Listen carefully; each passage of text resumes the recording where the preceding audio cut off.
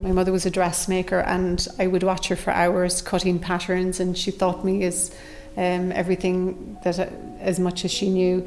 So I was totally fascinated in the last couple of years to discover that I could actually make my own fabric. So that's really how I got into doing the felt work in the beginning. I absolutely love working with natural fibres. There's a little hook on each one of them, and when I work it through the silk I can create my own fabric. And I work with, this is my favourite, cashmere. It's so soft and very expensive, but it's beautiful. I mainly work with organic merino wool. I have tried working with other wools, but just the quality is not in it. I prefer just to get good quality when I can. And then I love different fibres. I mean, this is actually from a mint leaf. And I'm always fascinated with other people's creativity, that somebody could look at a mint leaf and think that they could come up with a fibre that I could use in a piece. Today I'm creating a Nuno felt scarf. Firstly, I have done a layer, laid out the wool on the edge of the piece. I have done this because I like it to go in waves, and I have to lay out the fibres in whatever shape I want them to go, so it takes a little bit of understanding of that. Secondly, I then done a lighter layer of grey around it, just a different tone to work together. They're both natural colours, there's no dyes on it, and I love how they blend together and they'll mix to come up with a paler shade of grey. Then what I done was, on the inside of the piece I split very, very fine fibres and I lay them down on top of each other. Several different layers. I want the piece in the centre to be lighter with the silk areas, and just to give it a nicer feel when you're wearing it. Then I have panels, laid down my panels on the top. These are texture panels I would have created earlier. There's quite a bit of work in those and they take a lot of silk. It's just lovely to draw in texture with it. I would have created, I'd say it would have taken quite a bit of time to do these. I would have started with a large piece of silk and it shrinks down and shrinks down. So where you see here, there seems to be quite a lot of texture in it. This piece will shrink by the time it's finished, probably down by 20%. It has already shrank about 20%. So now what I will do is I will wet the wool and the silk and I will start working it into a piece. I found this rock on the beach yesterday and I absolutely love it. I was just having a lovely walk and nice memories. And then I looked over and I thought, wow, look at all these beautiful different grooves. Texture, I love texture and I love putting texture into my work. That's important to me rather than just a flat piece. So I love this piece here. I think we could work with a button on that. Just a beautiful long shape on it.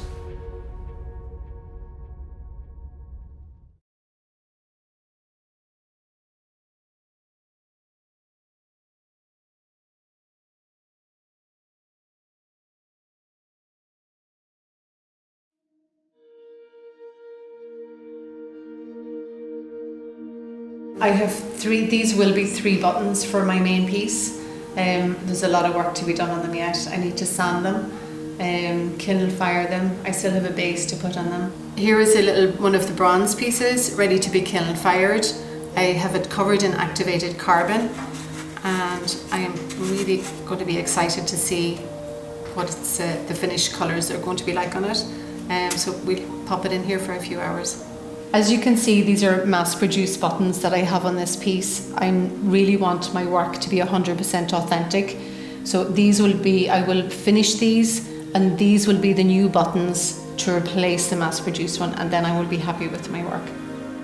I love creating jewellery as well, but my favourite of all is the fingerprint jewellery. So it's like palm and fingerprint, so say mum's palm. So I will have people come in, even a family. So I'll just wax the palm. This is a silver clay, pure clay. So, and get baby or a grandparent or siblings or whatever. So you have the palm of one, and so it's joining two people together. What I can even do is I have a mold, so I could join somebody from, say if somebody was in Timbuktu and I could send it to them, they could send me their finger or palm print, and I can work it into a piece and join somebody that's at one end of the world with somebody here to a little made piece. I would dry them then, and each piece is differently, different. There's the different textures. I would do it in the silver and the bronze. These are just other simple pieces. I have two of my favourites here. This is from seaweed. My inspiration was seaweed. This one I love. It's just very, very simple. It's a bronze base on it. I bronze outside, but what I've done to get this unusual colour, I refired it. I brushed it with a pure silver clay, and when it was fired, they reacted with each other and came up with this really unique colour. And I always love something different. This is another thing that I love to do. These are little roses. I used to make wedding cakes many years ago, and I didn't like to lose the skill.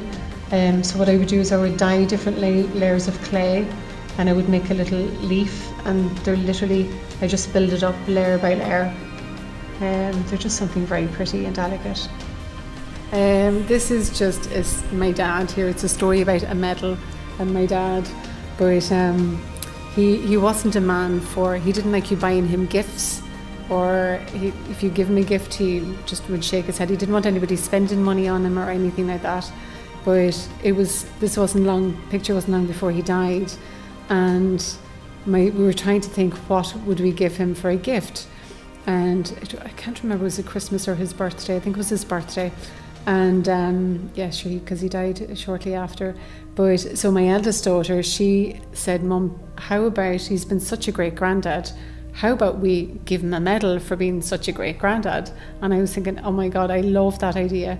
So we went down to the local jewellery shop and we got the medal, and then I bought the ribbon and we put it together.